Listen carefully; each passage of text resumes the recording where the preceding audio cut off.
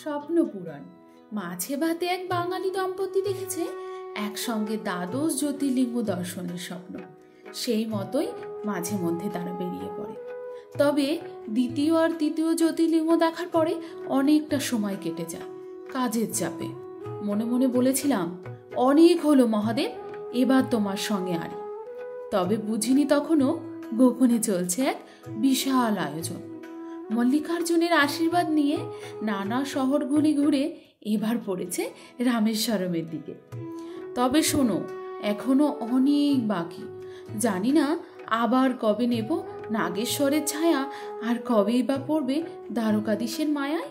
কবেই বা নেব সোমনাথের আশীর্বাদ, কবেই বা যাব অজন্তা আর ইলোরা বা ঔরঙ্গাবাদ, কবেই বা যাব বেনারসের ঘাটে, আর কবেই বা পড়বে মাথায় কেদারবদ্দির হাত।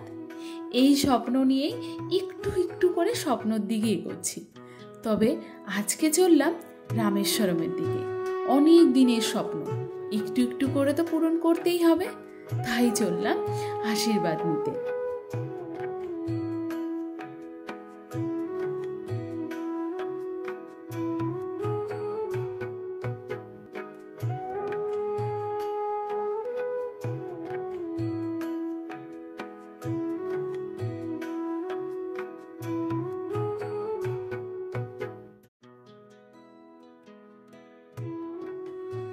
দুদিন ট্রেনে কাটিয়ে একদম মাঝরাতে ট্রেন এসে পৌঁছালো রামেশ্বরমের আগের স্টেশন রামানাথপুরম। প্রথমে একটু ভয় পেলেও তারপর ভয় কেটে গেল। দেখলাম সবাই কিন্তু ওই একই দিকে যাবে, তাই কোনো রকম চিন্তা না করে সবার সঙ্গে আমরাও হাঁটা দিলাম। স্টেশন থেকে বাইরে বেরিয়ে ডান দিকে বাস স্ট্যান্ড। বাসের সুবিধা এখানে খুবই ভালো, তবে আমার একটু অসুবিধা থাকার কারণে আমাদের গাড়িতেই যেতে হলো। রামেশ্বরম আর পাম্বান ব্রিজে কিছু কাজ চলার কারণে ট্রেন এখন রামানাথপুরম পর্যন্তই আসছে। গাড়ি ছাড়ার কিছুক্ষণের মধ্যেই ক্রস করলাম আমরা ভারতের আধুনিক স্থাপত্যের অন্যতম নিদর্শন সেই পাম্বান ব্রিজ। সমুদ্রের ওপর এই ব্রিজ, আর বুঝতে পারলাম রামেশ্বরম প্রায় পৌঁছেই গেছি। এই ব্রিজ ক্রস করার 25 থেকে 30 মিনিটের মধ্যেই পৌঁছে যাব রামেশ্বরম। তবে হ্যাঁ, এটা কিন্তু আমার দিনের বেলা করা একটা ভিডিও। যেহেতু আমরা রাতে পৌঁছেছিলাম, তাই তোমাদেরকে দেখানোর জন্য আমাকে দিনের বেলার ভিডিওটাই শেয়ার করতে হলো। তারপরে আর কি, পৌঁছে গেলাম হোটেলে। হোটেল খুঁজে ব্যাগপত্র রেখে একটু ফ্রেশ হয়ে বেরিয়ে পড়লাম সমুদ্রের তটে। এই সেই অগ্নিতীর্থম, যেখানে শ্রীরাম সীতাকে উদ্ধার করতে যাওয়ার আগে বালি দিয়ে মহাদেব বানিয়ে পুজো করেছিলেন। এই সমুদ্রে স্নান করতে এসে অদ্ভুত একটা জিনিস লক্ষ্য করলাম। আমাদের ওদিকে দীঘা পরিত্রী সমুদ্রের মতো, কিন্তু এখানে অতটা ঢেউ দেখা যাচ্ছে না।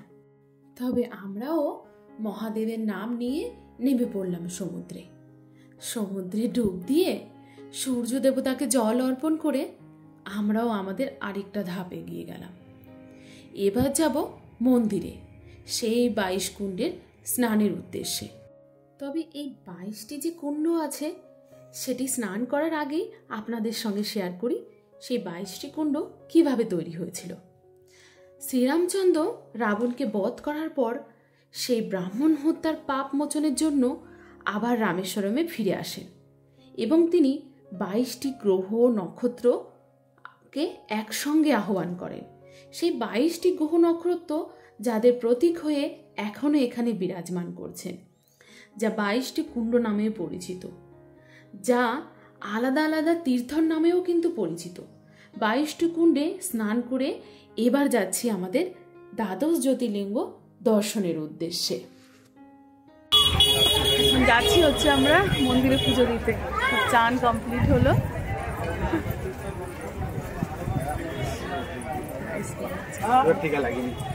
হ্যাঁ, রামেশ্বরমে নতুন একটা সকালে আপনাদের সবাইকে স্বাগত জানাই। আজকে আমরা রওনা দিচ্ছি পৃথিবীর বুকে এক অন্যতম আশ্চর্য রামসেতু দর্শনের উদ্দেশ্যে। তবে হ্যাঁ, এই ফাঁকে বলে রাখি, মোটামুটি হাফ বেলার জন্য সমস্ত কিছু ঘোরার জন্য আমাদের এই পক্ষীরাজটি আমরা 1200 টাকায় বুক করেছিলাম। তবে এই লম্বা হাইওয়ে দিয়ে চলতে চলতে পথে কিন্তু অনেক কিছু দেখা যাবে। তার সঙ্গে আছে বিভীষণের মন্দির। বোঝা যায় বা ভাবা যায় বিভীষণের মন্দির। আমরা সাধারণত কোনো কাউকে খারাপ বা কটু কথা বলতে বিভীষণের নামটা নিয়ে থাকি, তাই তো? যেন এই এক স্মরণীয় জার্নি, অদ্ভুত এক ভৌগোলিক পরিবেশের মধ্যে দিয়ে ছুটতে থাকলো আমাদের এই পক্ষীরাজ। সবাই আমরা তখন খুব এক্সাইটেড। চারিদিকে সমুদ্র সমুদ্র, একদিকে বে অফ বেঙ্গল, একদিকে ইন্ডিয়ান ওশান। ভাবলেই গায়ে কাঁটা দিচ্ছে না? আর তার সঙ্গে দারুণ সুন্দর পরিবেশ। অনেকটা যাওয়ার পথে এবার আমরা পৌঁছে যাচ্ছি বিভীষণের মন্দির। তবে এই মন্দির দর্শনের আগে মন্দিরের মাহাত্ম্যটা একটু তোমাদের বলি। শ্রীরামচন্দ্র যখন রাবণকে পরাজিত করেছিলেন তখন লঙ্কার দায়িত্ব তো কাউকে দিতে হবে। তখন বিভীষণ শ্রীরামচন্দ্রকে বলেছিলেন, আপনি এই রাজ্যপাটটা সামলান। কিন্তু মারিয়াদা পুরুষোত্তম রাম, তিনি তো নিজের ধর্মের পথেই চলেন। তখন তিনি বলেছিলেন, আমি এই রাজ্যপাট সামলাতে পারি না, এই অধিকার শুধু তোমারই আছে। এবং তখন শ্রীরামচন্দ্র বিভীষণকে রাজা হিসাবে ঘোষণা করলেন। এবং যখন বিভীষণ রাজা হলেন, তার রাজ্য অভিষিক্ত হতে হবে। তখন এই জায়গাতেই হয়েছিল বিভীষণের রাজ্যাভিষেক, রাম এবং লক্ষ্মণের হাতে। তারই নানা ছবি বর্ণনা করা হয়েছে এই মন্দিরে। এই মন্দিরের কাছেই হঠাৎ করে একটু ভিড় দেখতে পেলাম এবং ভিড় দেখতে পেয়ে এগিয়ে গেলাম। এগিয়ে গিয়ে দেখলাম ভাসমান পাথর।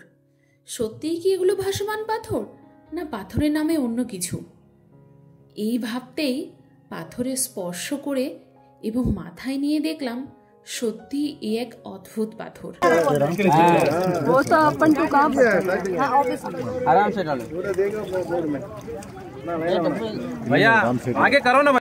ভাসমান পাথর দেখার পরে আমাদের পক্ষীরাজ আবার ছুটতে শুরু করলো।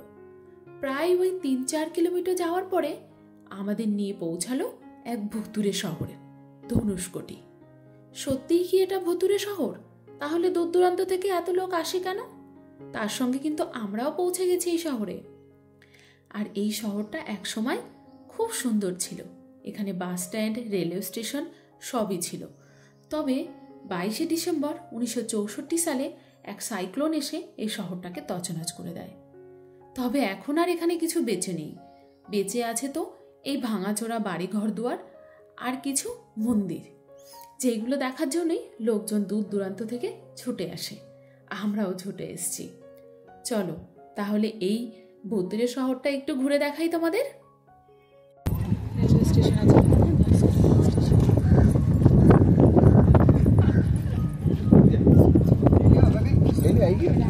মন্দির যাবে তো।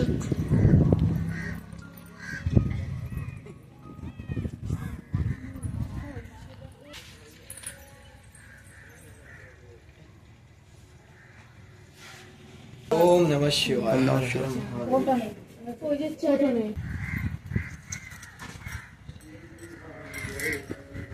ऊपर राइट का ले हाथ में।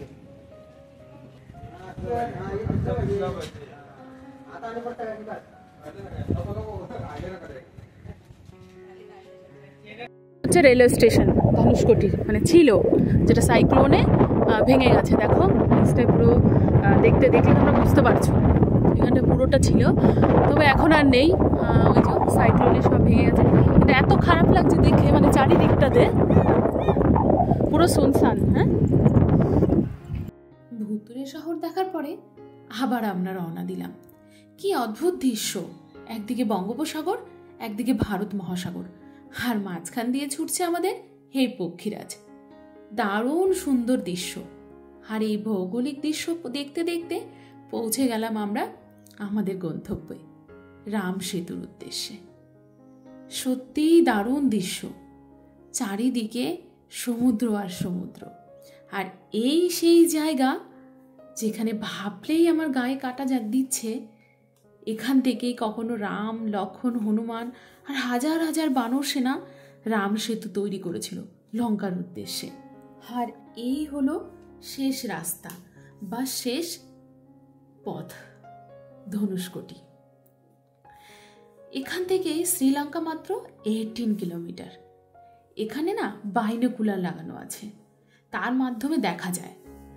তবে তার মাধ্যমে যে দেখা যায়, যেটা আমরা দেখলাম, ছোট ছোট দ্বীপ যা চরের মতো অংশ। তবে বলা হয় ওইগুলোই নাকি রাম সেতুর অংশ, যা এখনো কিছু কিছু বেঁচে আছে। যেন ভাবলেই অবাক লাগছে, এই সেই জায়গা যেখান থেকে একসময় রাম, হনুমান, লক্ষণ, হাজার হাজার বানর সেনা রাম সেতু তৈরি করেছিল, আর এখান থেকেই হেঁটে গিয়েছিল। সত্যি কি অবাক করা কাণ্ড না? তবে সত্যিই বলছি, আজকে আমার জীবন ধন্য হয়ে গেল এই জায়গায় এসে। আর দেখো, এখানেই হলো একদিকে বঙ্গোপসাগর, একদিকে ভারত মহাসাগর।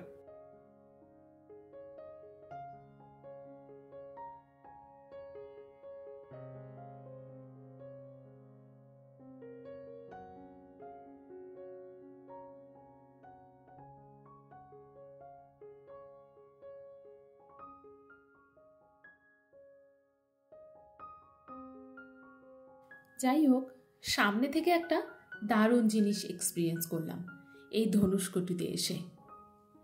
এবার আমাদের ফিরে যেতে হবে।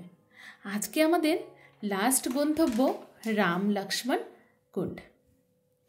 আলাদা আলাদাভাবে দুটো কুণ্ডই বানানো আছে, লক্ষ্মণ কুণ্ড, রামকুণ্ড। তবে সব কিছুর ভিডিওই আমি একটু একটু করে বানিয়েছি, সেগুলোই আপনাদের সঙ্গে শেয়ার করা হচ্ছে।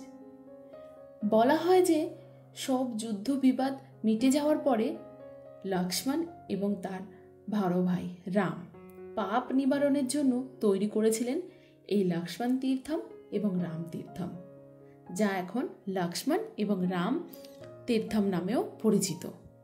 চলো তাহলে আজকে এই পর্যন্তই, আবার দেখা হবে তোমাদের সঙ্গে পরের ভিডিওতে। আর হ্যাঁ, এই রামেশ্বরম কেমন লাগলো অবশ্যই কমেন্টে জানিও। সবাই তোমরা খুব ভালো থেকো, সুস্থ থেকো। টাটা।